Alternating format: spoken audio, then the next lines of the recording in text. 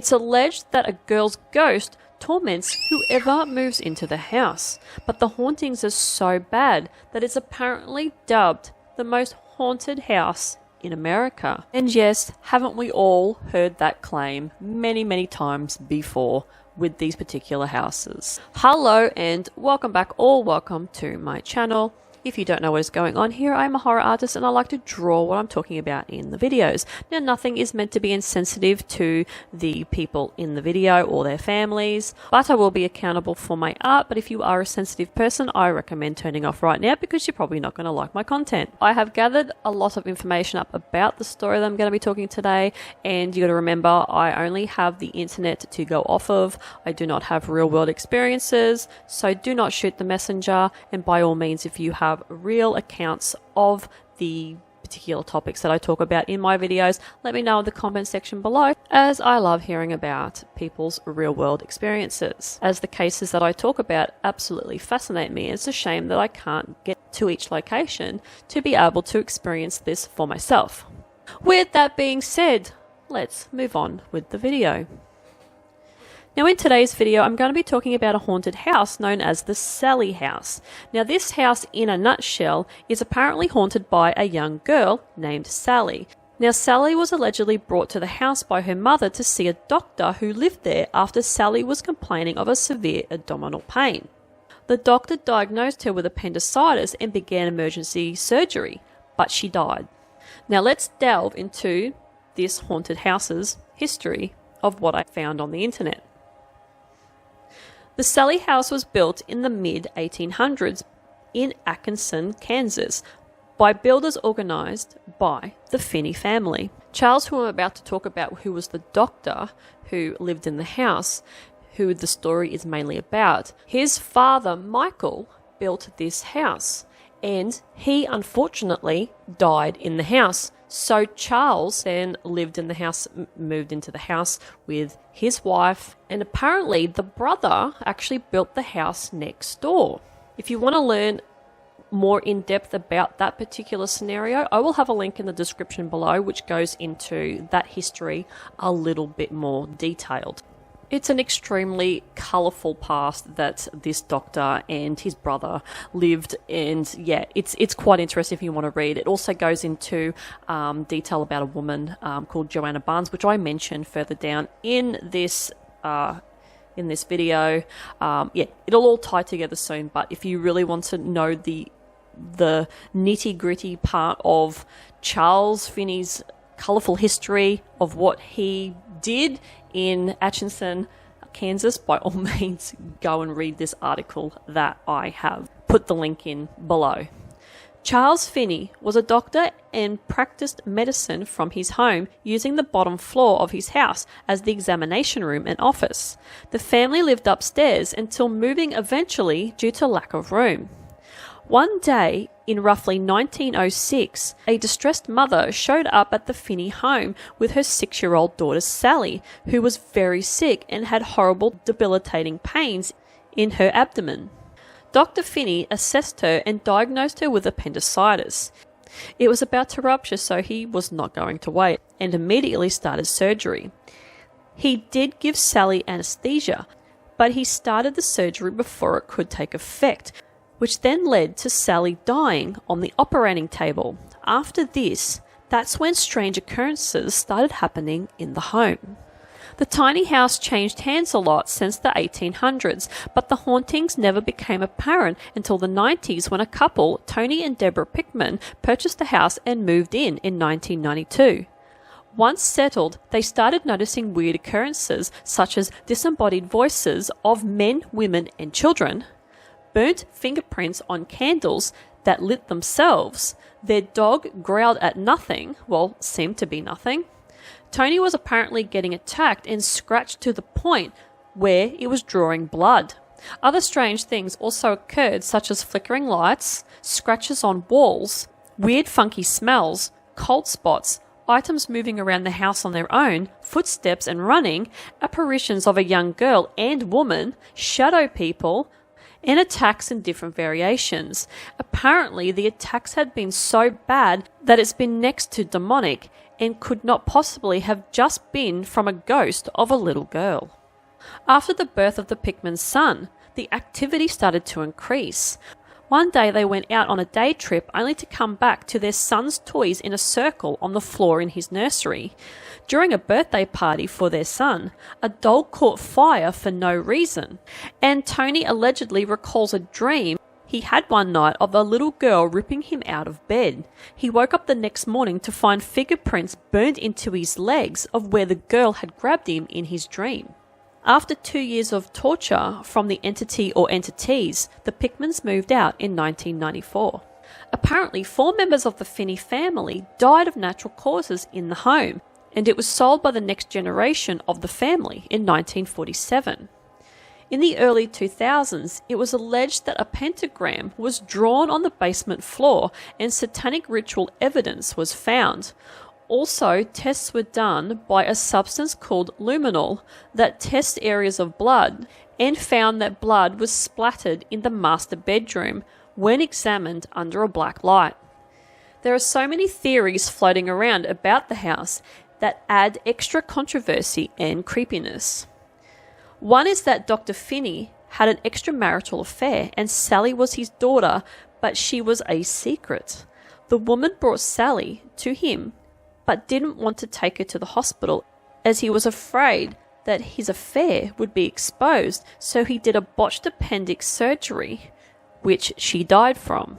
Apparently the most physically attacked in the house are older men, maybe from Sallie or her mother, pissed off at older men that represent the doctor that killed her. Another theory is that there is a lot of entities in the house. Not only is Sallie trapped there, but also a woman who is very violent and angry, and possibly non-human soul entities that may have gained access to the home via a portal, if you believe in that sort of thing. I'm on the fence with that. I'm not ruling it out though, but I do believe that there can be certain portals that, can happen in certain areas that let things in. Or it could have been from the satanic ritual as well that could have brought something or some things into the house as well. One of the hauntings, the young woman that was seen by Tony Pickman, is believed to be a family member of the Finneys called Joanna Barnes. She apparently lived next door and spent a lot of time in the house, but ended up apparently going to an insane asylum. So apparently Joanna had some screws loose up in her head. She was also a divorced mother, and I'm pretty sure she had something to do with the brother of Charles, whose name was James, and he lived next door, and I think he took her on, I'm pretty sure, but she was crazy. She actually tried to commit suicide by lighting gas that she filled the house with or something like that, but she ended up surviving, and the son was apparently 6 years old and he ended up dying, so that's why she got shipped off to a mental institution. Apparently the current owners say that they really haven't experienced anything, even though they don't actually live in the home, they just own it. But the only thing that they have noticed when they do go into the home is that there are cold spots, and that there's really nothing else that they have really experienced on the location. This leads me to believe that hauntings are subject to each person and how sensitive they are. People will have different experiences to others. Apparently, there really hasn't been any major or crazy haunting experiences since the Pickman family. See, hauntings and people who experience ghosts, it's all down to the person. Not everyone's going to walk into a so-called haunted house and have the same experiences. Well, some people will. Other people are going to have different experiences, and some people are not going to see anything or feel anything at all. Everybody is different, so what goes for someone is not going to go for the other person. I could walk into that house and see a shitload of things, and then someone else could walk in and not experience anything. Now, this house lies vacant to this day, as no one wants to live in it, but it is open for tours, and if you are game, you can stay overnight or even a weekend at this house. This house is actually located on 508 North 2nd Street. But if you do stay overnight, you do have to sign a waiver if just in case that you do suffer any injuries. But apparently there has been no serious injuries. There's been no serious injuries logged.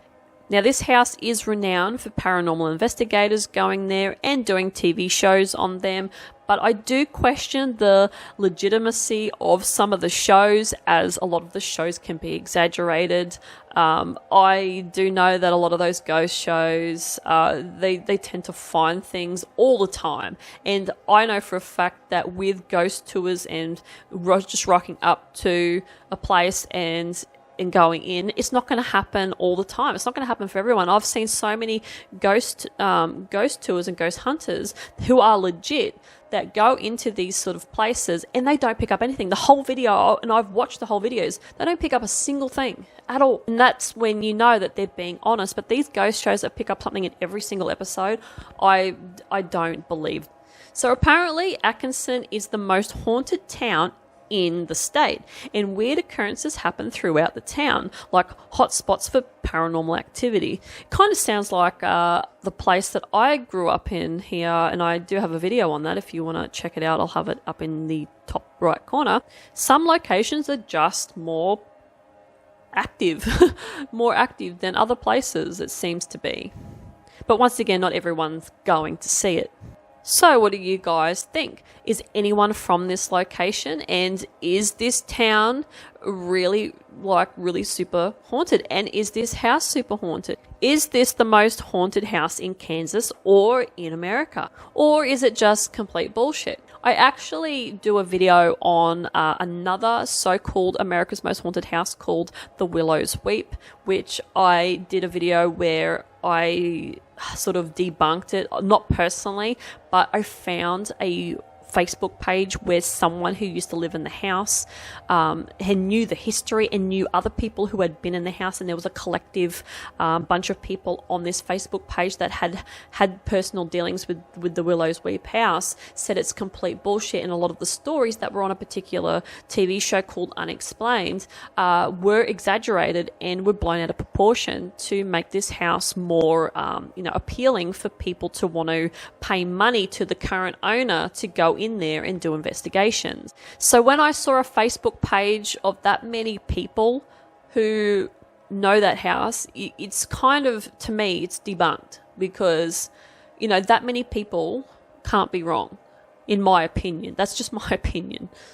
But yeah, let me know. Do you know someone who lives in this town? Do you know someone who's been to the Sallie House, that has stayed there, had their own personal experience? Please let me know. Put your comments down below. Put your experiences down below. Let's have a discussion and let other people know what you have experienced with this place. Or is there anything else that you've heard about this place that I haven't mentioned in the video today?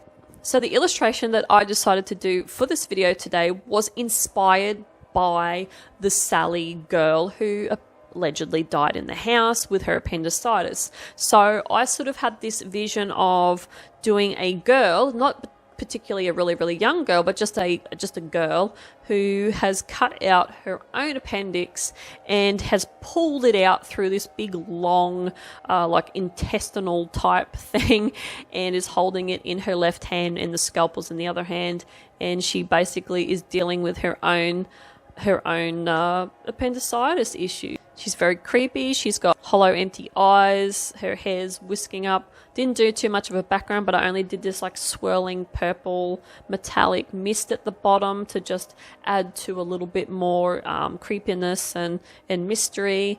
And yeah, that's all the illustration is. So hopefully you enjoyed this video today. If you like this kind of content, like and subscribe.